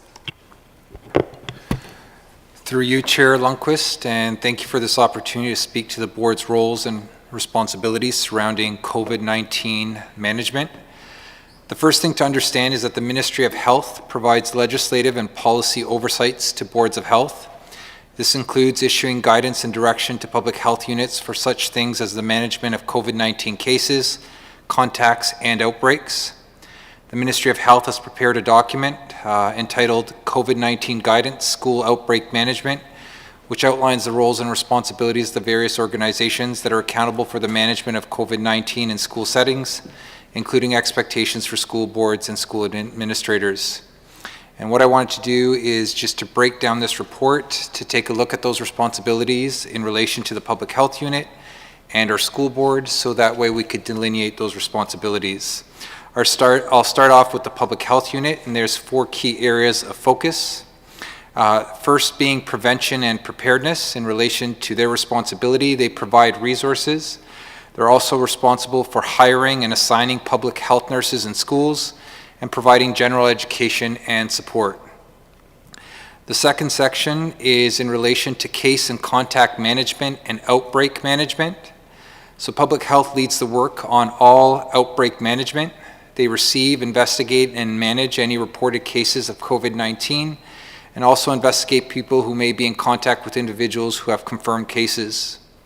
When a student or staff member or visitor to the school comes in contact with a confirmed case or has a confirmed case themselves, public health will notify the school board designate, which is typically the principal of the school.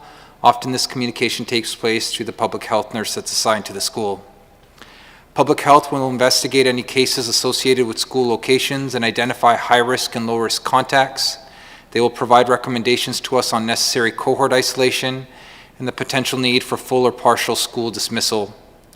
If further testing of individuals is required, public health will determine this and make appropriate recommendations. The Public Health Department determines when to declare that an outbreak exists and is the authority that publicly announces the outbreak. They will provide guidance and recommendations to us regarding control measures and will conduct on-site investigations if they determine that these are necessary. Any orders from the medical officer of health or their designate will come to us through the Public Health Department. The third section in relation to the public health responsibilities is surveillance. The Public Health Department will monitor and assess all transmission risks in our school communities.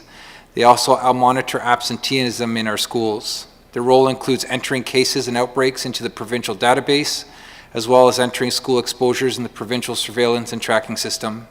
For issues of transparency, the Durham Region Health Department also maintains a school outbreak dashboard on their COVID-19 tracker, which can be found on their website. And finally, the fourth section in relation to communication, they assist school boards with key messages and communication tools, and they've prepared communication letters that are provided to our school as part of their case management. In relation to the responsibilities of our school boards and school administrators, the first section, again similar in relation to prevention and preparedness, we implement all prevention measures as directed by the Ministry of Education and our Public Health Unit.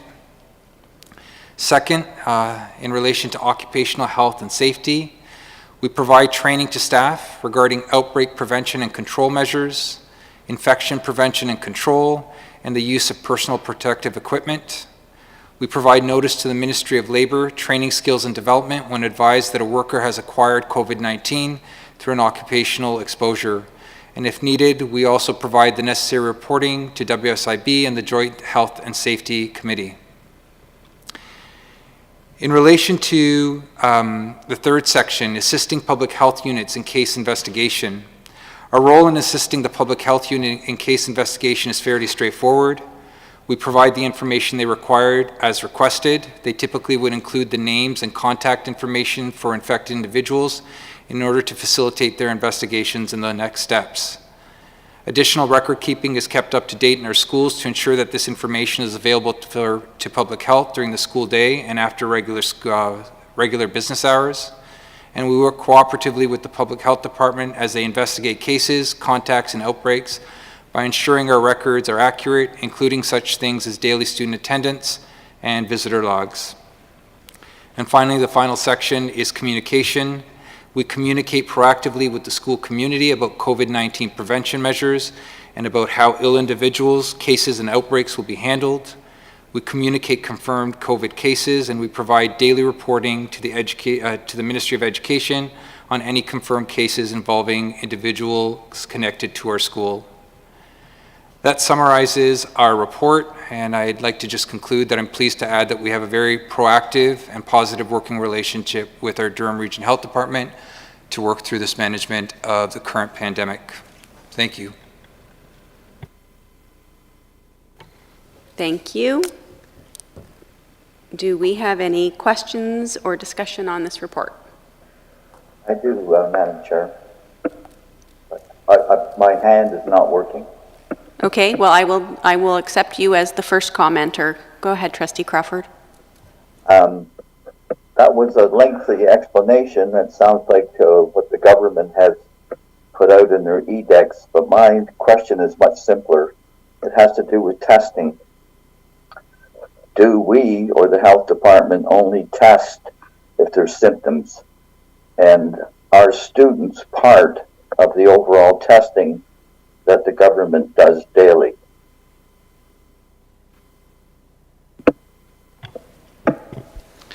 Thank you, and through you, Chair. Trustee Crawford, in relation when cases occur, we take guidance from testing directly from the Public Health Unit. They will identify low risk or high risk contacts, and then at which point we have developed a partnership that we even provide mobile testing on site.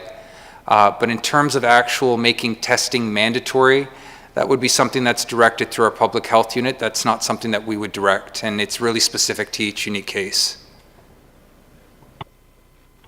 Thank you. And so there's no random testing done of students?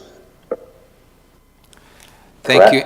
Thank you, and through you, Chair, that is correct. There wouldn't be any random testing done of students on site. Thank you.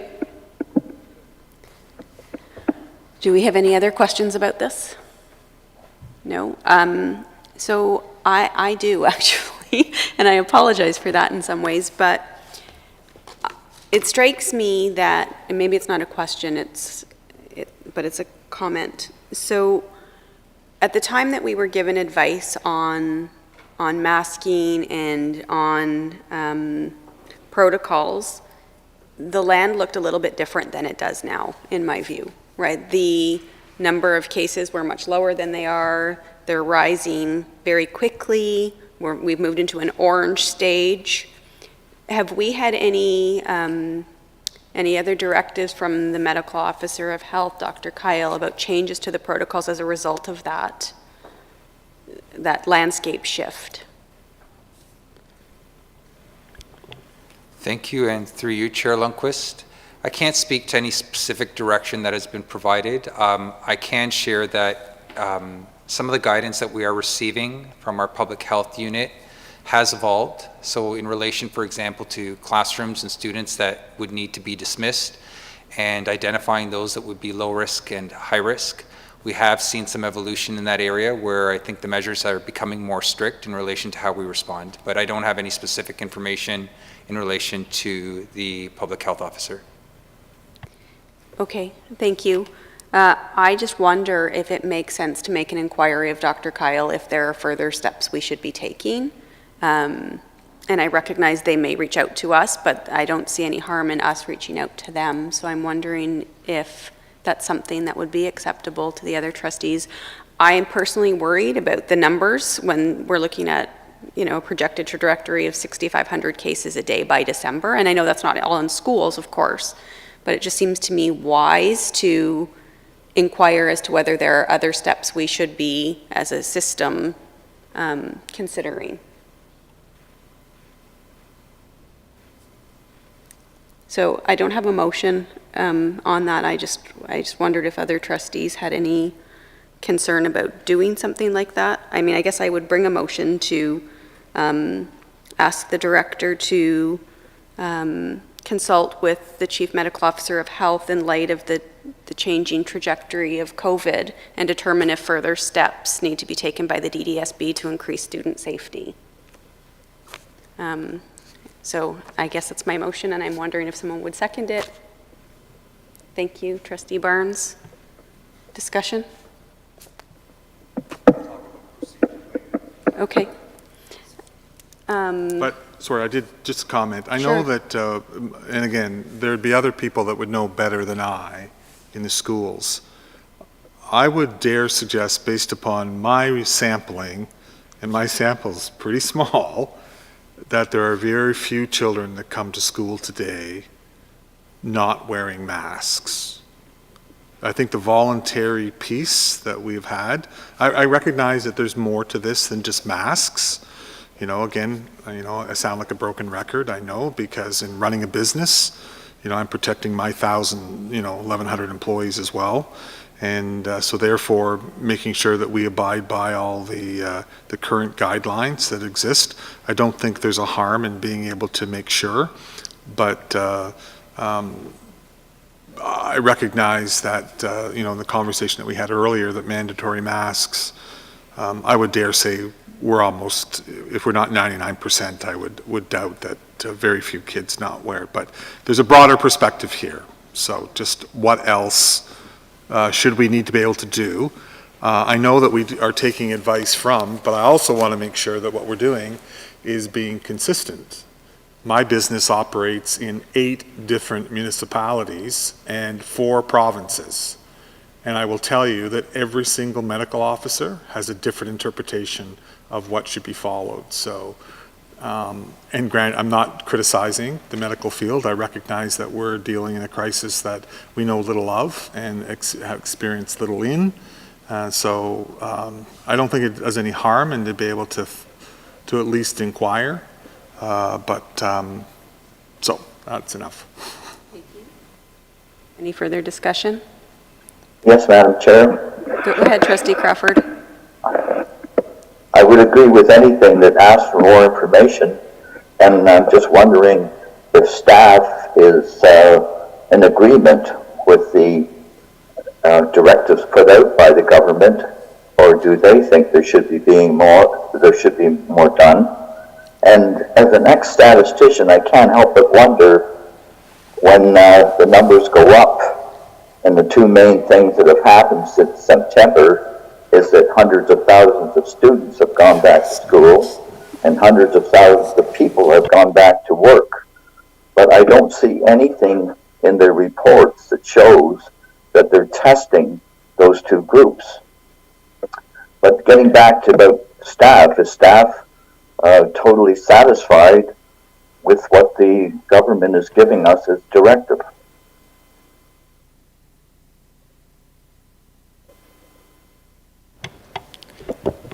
Through you, Chair Lundquist. What I can share, Trustee Crawford, is that through our Health and Safety Department, and we also have one of our superintendents, Superintendent Crossdale, who is assigned to the COVID-19 management. Our communications officer. Robert here is also very actively in supporting this. So we have contacts directly with our public health unit. In particular, Carrie Stewart, our manager of health and safety, is in direct contact with them, I would comfortably say daily, and frequently, I would say frequent times daily, where updated information is shared to help inform our practices. That being said, whatever is the will of the board, we could definitely follow up to see if there's an additional advice to further enhance our health and safety protocols. Thank you.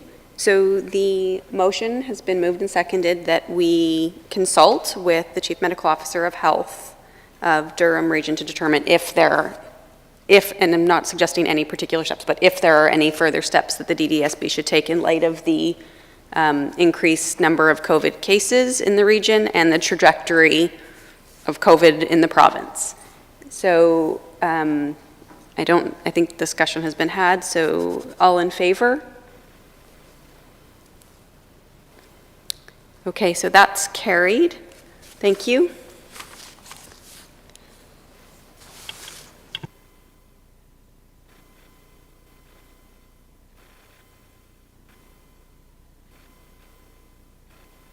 On item 14, you'll note that there is a letter from the Township of Scugog acknowledging the DDSB's concern about student safety and the role of crossing guards pursuant to the motion of Trustee Edwards earlier in the fall, and we appreciate that they are recognizing the importance of this and the involvement of the DDSB. So that's good news. There is no other business on the agenda. So with that, this meeting is adjourned. Sorry? Oh. I just want to confirm, there was no student trustee report on this, right? I didn't miss that? Okay, just confirming. So then we are definitely adjourned. Thank you for joining us. And thank you, everybody, for your patience this evening. It was a big agenda to get through. Thanks. Thank you. Good night. Good meeting.